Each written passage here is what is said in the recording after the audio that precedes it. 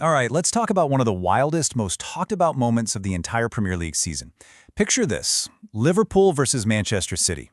We're in the final frantic minutes of a massive game. The tension is just, you can feel it. And then, in a flash, everything gets turned upside down. A goal is scored, but the celebration is cut short by a call that left everyone, fans, experts, even the players themselves, completely scratching their heads. So here's how it all went down. We're deep into stoppage time. Manchester City scores what looks for all the world like the game winner. The stadium absolutely erupts. The players are going crazy. And then, it just stops.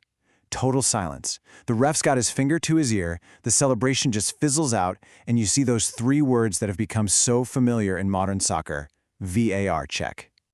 So what's the holdup? What exactly is VAR even looking at? Well, it turns out it wasn't the goal itself. It was something that happened just a few seconds before the ball hit the back of the net. And this, right here, is where a moment of pure joy completely flips into pure controversy. And then you see it. The ref gets called over to the monitor on the sideline.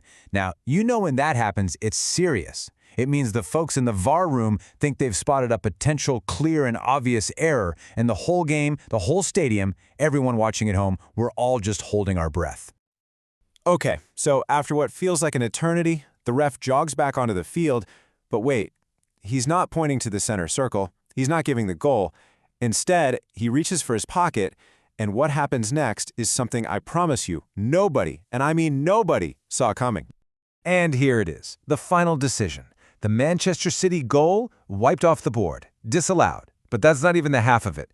The ref then turns around and whips out a straight red card for Liverpool's Szoboszlai. I mean, think about that. In just a couple of minutes, we've gone from a City game winner to a Liverpool player getting sent off. It was just complete and utter chaos. So that leaves us with a million-dollar question, right? How on earth is that even possible? It feels like it breaks the laws of physics, let alone football. How can you take away a goal from one team and give a red card to the other team?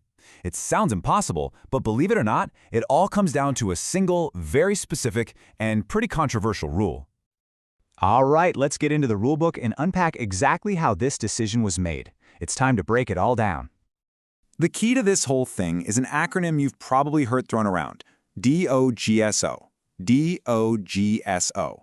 It stands for Denial of an Obvious Goal-Scoring Opportunity. And really, it's just what it sounds like. It's a foul that illegally stops a player from having a clear shot at scoring. It's when you know, hey, a goal was probably about to happen. And when that's the case, the rulebook is crystal clear on the punishment. So let's walk through the sequence of events, step by step. First, VAR rewinds the tape and sees that just before the goal was scored, Liverpool's Szoboszlai pulled back City's Erling Haaland. Second, the officials decide that this wasn't just any foul, it was a DOGSO. They believed Haaland was about to score. Third, the rule for a DOGSO isn't a yellow card, it's a straight red, no questions asked. And here's the kicker, the fourth and most important step. Since the foul happened before the goal, the entire game gets reset to the point of the foul. The foul gets punished, which means the goal, well, legally speaking, it never even existed. Okay, so now we understand the why, the cold, hard logic of the rulebook.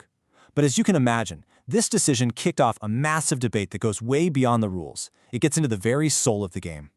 And really, people fell into two main camps on this. You had one side saying, look, the officials got it 100% correct according to the laws of the game. They saw the DOSO, they applied the punishment, job done. That's what VAR is for. But then you had the other side, and they were saying, yeah, okay, it might be technically correct, but you just destroyed one of the most electric, dramatic, off-the-cuff moments of the entire season. They felt it just ruined the magic of the moment. But maybe the most surprising and telling opinion came from the guy at the very center of the storm, Erling Haaland himself, the guy who got fouled. After the game, he basically said the goal should maybe have stood. I mean, he got it, he understood the rule, but even he felt that something special had just been erased. Just think about that for a second. The one person who was wronged by the foul is actually arguing against the call. He's putting the spirit of the game, that amazing moment, ahead of the letter of the law. And that, well, that really complicates things, doesn't it? It makes you ask what we're all really here for. And at the end of the day, this whole wild incident is the perfect snapshot of the great VAR debate, isn't it? We've got this incredible technology that can enforce the rules with surgical precision.